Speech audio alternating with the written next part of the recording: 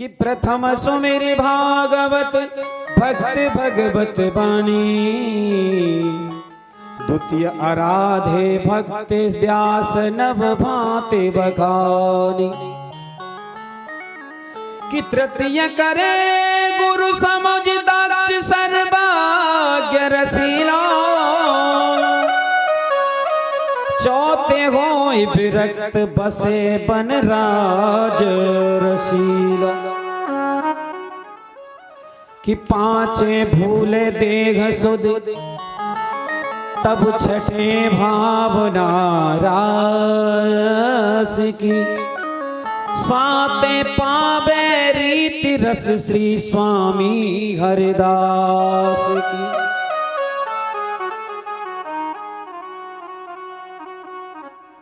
रास का प्रसंग यदि सुनना है तो शुरुआत करें। श्री हरिदास स्वामी ने लिखा है, जो झांकी बिहारी जी के प्राकट्य करता है अपने भगवान, पहले भगवान सुने भक्तों के मुख से विचित्र वाणी है। व्यास जी ने जो नवदा भक्ति का वर्णन किया, उसके आधार पर जीवन यापन करें। तीसरी बात कि गुरु श्रेष्ठ बनाएं। जीवन में जिस व्यक्ति की गुरु नहीं, उसका जीवन सार्थक नहीं है जी। शास्त्र कहता है, गुरु दीक्षा विहीना नाम नाधिकारम कथा श्रवेत। परिपूर्ण कथा श्रवण का भी फल उस व्यक्ति को नहीं लगता जिसने अपने जीवन में गुरु नहीं बनाया। गुरु का अर्थ क्या होता है? गु माने अंधकार और रू माने प्रकाश। जो गुरु अपने शिष्य के अंधकार रूपी अंधकार को दूर करके प्रकाश उसके हृदय में प्रस्फुटित कर दे, उसका नाम ही तो गुरु है जी। और गुरु भी कैसा होना चाहिए? गुरु दक्ष होना चाहिए, चतुर होना चाहिए, सर्वज्ञ होना चाहिए, रसीला भी होना चाहिए। दक्ष माने ज्ञानी, परिपूर्ण ज्ञान में का सम्राट भी होना चाहिए। चौथी बात है कि मन में विरक्ति की आवे और वृंदावन में बसने का संकल्प करे।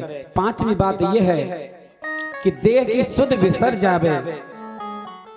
इस स्थिति में जब जीव पहुंच जाएगा, तब छठी भावना राशि की, तब रास मंडल में उसका अधिकारी हो पाता है। रास का ऐसा प्रसंग, ऐसी पवित्रता में, रास के इस प्रसंग में भगवान ने जिन गोपियों के साथ में रास किया, उन गोपियों के बारे में हम 2 मिनट के लिए चिंतन करें। गोपी क्या है? गोपी का अर्थ क्या होता है? गो का मतलब क्या है? गो का अर्थ है इंद्रियों। गो का अर्थ है इंद्रियों। पी का अर्थ होता है पीना। गो भी इंद्रिय कृष्ण रसम पिबति इति गोपी।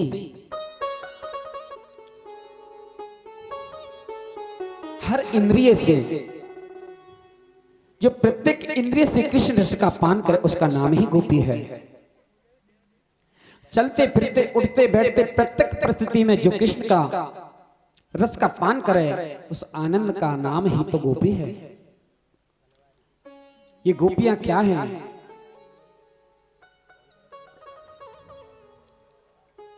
सुखदेव जी कहते हैं परीक्षित से,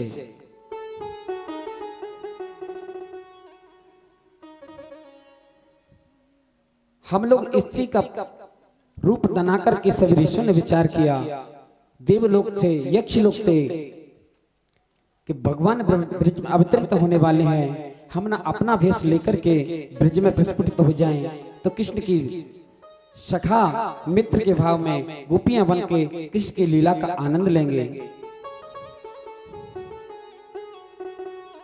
दंडकारण्य, राम के अवतार में दंडकारण्य में जितने भी संत जन थे, ऋषि जन थे, ब्रज में सभी गोपी बन करके आए।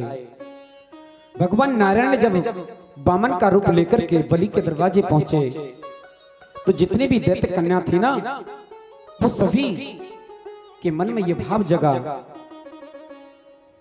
सौंदर्य को देख करके भगवान के सौंदर्य को देख करके मन में संकल्प किया कि हमें भी गोपी रूप बन करके इनकी सेवा करने का शुभ अवसर मिल जाता तो कैसा रहता।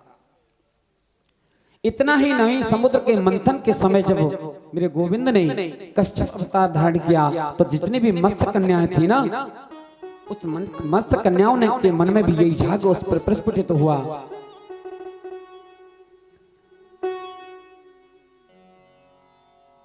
कि हम भी इनकी इस लीला में सहभागी बनती तो कितना आनंद होता। इतना ही नहीं, हमारे 4 वेद हैं, ऋग्वेद, यजुर्वेद, सामवेद और अथर्ववेद। इन चारों वेदों के 3 कांड है, ज्ञान कांड, उपासना कांड और एक कर्म कांड। चारों वेदों के मंत्रों की यदि गिनना आरंभ करें तो 4 वेदों की जो मंत्र हैं वो 1 लाख हैं। 1 लाख मंत्रों के 4000 मंत्र हैं ज्ञान कांड के, 80,000 मंत्र हैं कर्म कांड के और 16,000 कांड हैं उपासना कांड के। परमात्मा के समीप चले जाने का नाम उपासना है। 80,000 कर्म कांड के जो वेद मंत्र हैं ना, सभी मंत्र ब्रजमंडल में गोपी बन करके आ गए। एक गोपी के अलग अलग विभाग हैं, श्रुत रूपा, मुनि रूपा, साधन सिद्धा, साधन सिद्धा, स्वयं सिद्धा, दैत्य कन्या, मत्स्य कन्या, ये सब गोपियों के रूप हैं। या किसी भी किसी की बेटी आकर के बनी, किसी की पत्नी आकर के बनी है, अनेक अनेक रूप लेकर के सभी ये वेद की श्रुतियां इस ब्रजमंडल में गोपी रूप बन करके आए हैं। मेरे कन्हैया ने यमुना के किनारे चले गए, कल कल निदाननी पावन यमुना के तट पर जाकर के शरद पूर्णिमा के दिन रात्रि में बालका खिल रही है, चंद्रमा उदित तो हो रहे हैं, गोविंद ने वही अपनी मुरली का निनाद किया।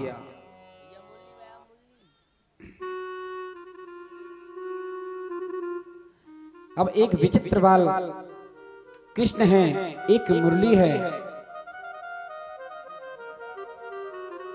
और बजाने वाला भी एक है, लेकिन सुनने वाले अनेक हैं। ब्रज ने जैसे मुरली बजाई, कृष्ण की मुरली को सुनकर के 84 कोस के ब्रजमंडल में रहने वाली जितनी गोपी थी, सभी ब्रजनांगों को ऐसा लगा मानो श्री कृष्ण मुरली में हमारा ही नाम लेकर के पुकार रहे हैं। जो गोपी जिस कार्य में व्यस्त थी, उस कार्य को बीच में छोड़ करके चल पड़ी कृष्ण से मिलने, दौड़ पड़ी।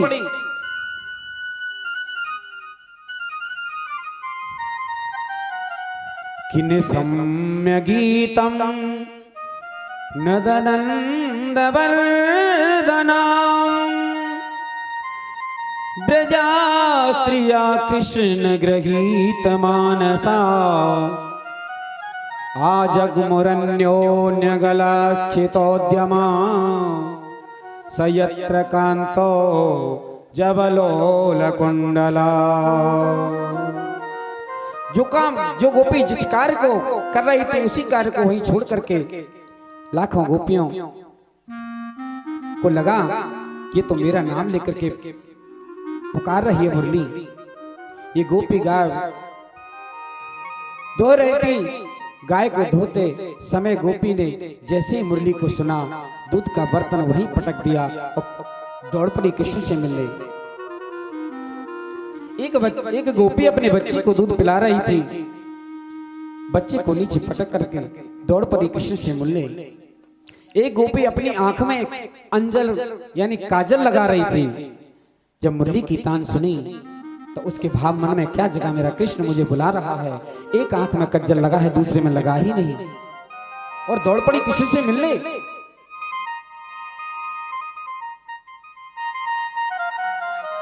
जैसी स्थिति में जो गोपी थी, किसी ने आधे वस्त्र पहन पाए, आधे नहीं पहन पाए, आधा श्रृंगार कर पाई, आधी नहीं कर पाई।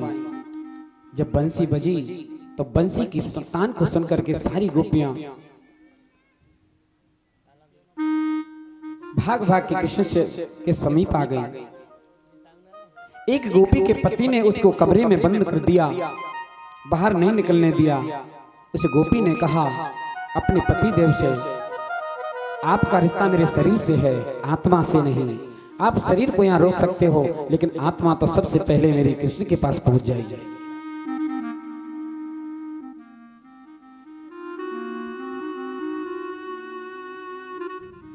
सभी तुरंत मेरे गोविंद के पास चली गई।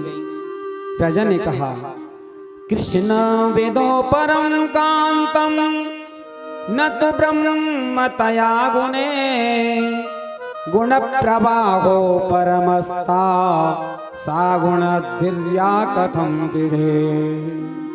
इन गोपियों का जो कृष्ण के प्रति अनुराग है, जो प्रेम है, अनुरक्त है, ये तो कांत माननी है।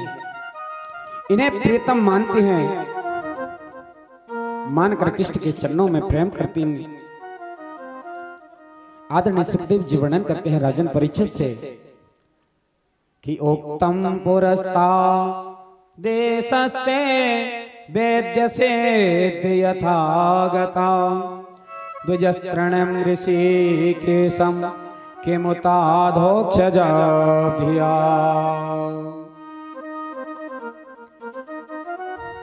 मैंने पहले ही तुम्हें बताया कि किसी भी भाव में कृष्ण के चरणों में प्रीति करो, कृष्ण को सखा मानो, कृष्ण को मित्र मानो, कृष्ण को भाई मानो, कृष्ण को पति मानो, लेकिन कृष्ण के प्रति आकृष्ट हो जाना ही मानवता का सार्थक है। मानवता सार्थक है। ऐसा ही गोपियों के साथ में हुआ। ये लाखों गोपियां दौड़ी दौड़ी कृष्ण से मिलने पहुंच गईं। कृष्ण जिधर देखते हैं उधर चारों तरफ गोपियां गोपियां नजर आती हैं।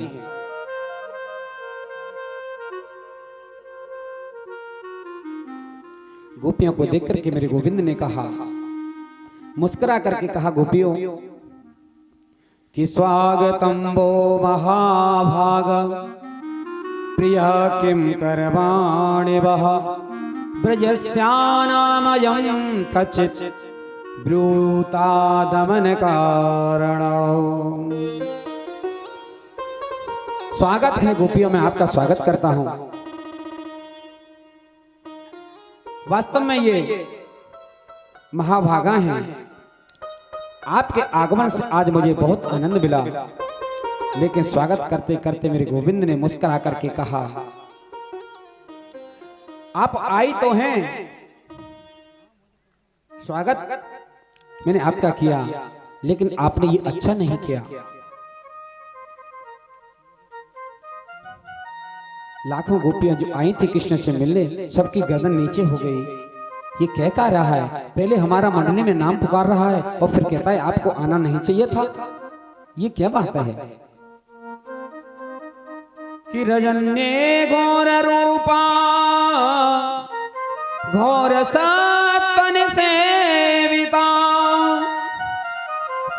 प्रतियात ब्रजम नेहा स्तेयं श्री सुमध्यमा।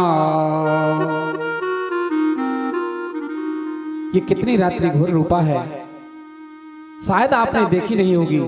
आप रात्रि के कुमुदनी को देखने के लिए या निर्जर वन में आई हो। कोई बात नहीं, अब आपने देख ली घोर रूपा रात्रि, तो आप लौट करके घर चली जाओ। बेचारे गोपियों ने कोई जवाब नहीं दिया, शांत बैठी है, नीचे नजर झुकी है। कन्हैया ने कहा, आज तुमने दो दो अपराध किए हैं, लौकिक और एक धार्मिक। दृष्टम वनम कुसुमिदम राके समझ रंजनम। अपने पति को छोड़ करके तुमको नहीं आना चाहिए था। पति ही सर्वस्व होता है। आचार्य सुखदेव जी ने कहते हैं, परीक्षित, पहले तो परमात्मा जीव को अपने साथ बुलाता है और जीव जब पास में आ जाता है तो भगवान ठोक पीट करके देखते हैं कच्चा है कि पक्का। परीक्षा लेता है मेरा गोविंद। संसार की वासनाओं को लेकर तो नहीं आया। भगवान कहते हैं गोपियों तुमको आना नहीं चाहिए था।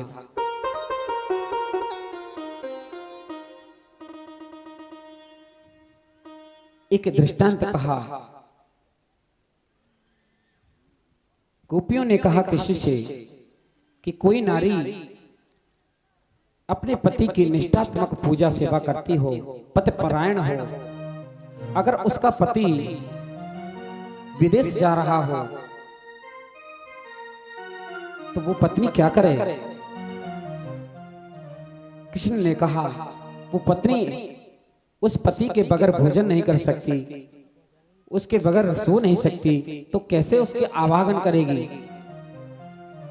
तो उन्होंने अपने पति से कहा आप मुझे जीने का आधार दे के जाएं। तो अपने फोटो प्रतिमा बना करके अपने देवालय में स्थापित कर ली और मिट्टी की प्रतिमा को वो पूजन करती है और कह के गए पति देव इनको भोग लगा के आप भोजन कर सकती हो, इनको सुला करके आप सो सकती हो, आपका पातिव्रत धर्म नष्ट नहीं होगा। इसी स्थिति में वो नारी पूजा करती रही, बरसों बीत गई, लेकिन वो उधर से जब पति उसके लौट करके वापस आए और द्वार पर खड़े हैं और वो देवी उसी समय मिट्टी की प्रतिमा के सामने अपने पति को भोग लगा करके खड़ी है और द्वारे पर उसका असली पति गेट खटखटा रहा है, देवी द्वार खोलिए। गोपियों ने कहा कृष्ण से गोविंद एक बात बताएंगे मुझे? पूछिए कि वो नारी जो पतिपरायण नारी है वो उस मिट्टी की प्रतिमा की पूजा करती रहे या फिर जो असली उसका पति दरवाजे पे खड़ा है उसका सम्मान करे? मेरे गोविंद ने कहा अरे जब मिट्टी के पति की जरूरत ही क्या है, जब असली पति जिसको मिल गया हो,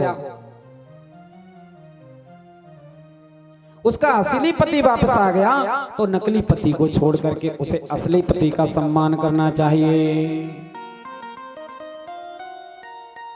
गोपियां श्री कृष्ण से बोली बस यही तो हम कहलवाना चाहती थी केशव, आपके मुख से ही न्याय हो गया। अब तक हमने जो अपने पति जिनको मान रखे हैं वो तो मिट्टी के पुतले के समान हैं और वास्तविक असली पति तो हम सबका एक ही है, वो है श्री कृष्ण परमात्मा, हम सबका पति है। तब असली पति जब केशव हमको मिल गया तो उस नकली पति की पूजा करने से क्या लाभ?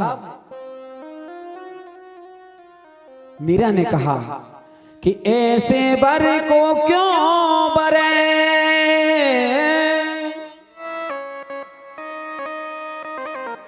कि ऐसे बर को क्यों बरे जो जन्मे और मर जाए, और बरबरिए गोपाल को सो चुड़ लो अमर है जा। ऐसे पति का वर्ण करने से क्या फायदा है जो जन्म लेगा और जो मरेगा?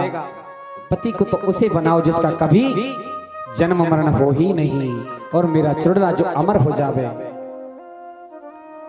मीरा से यही प्रश्न रखा सबने, ऐसे अच्छे घराने में तेरा संबंध हो गया फिर भी तुम राणा परिवार को छोड़ करके और कृष्ण की दीवानी होकर के घूमती हो। तो मीरा ने यही कहा मेरा सच्चा पति तो यही है केशव, दूसरा कोई तो हो ही नहीं सकता। मेरे तो गिरधर गोपाल, मेरे तो गिरधर गोपाल, दूसरा न कोई